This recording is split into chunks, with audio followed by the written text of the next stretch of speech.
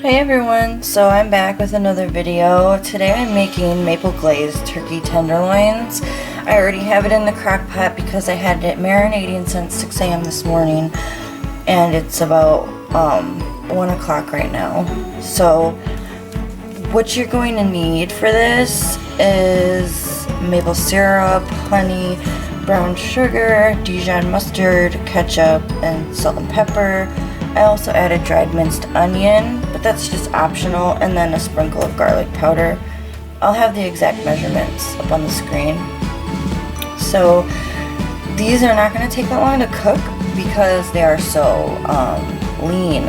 So I have it on low right now. I'm going to let it go for about probably 3 hours, see where it's at. Make sure the temperature is at 165.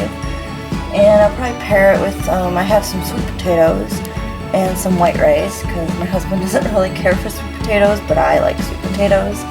And then probably some peas on the side or something. So I'll let you see how this turns out once it's done.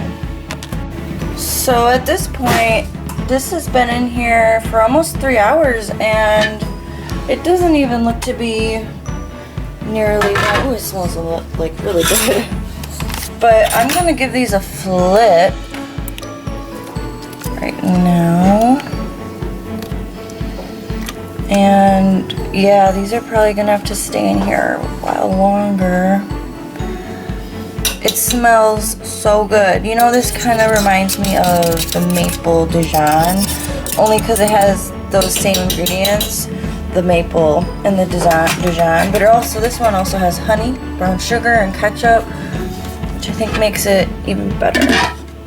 So yeah, this is probably gonna have to go for at least another hour or two. So I guess we'll be having dinner around like 5 or so. It's totally fine. So I'll let you see what it looks like when it's completely done. Here's everything plated up. The gravy turned out great.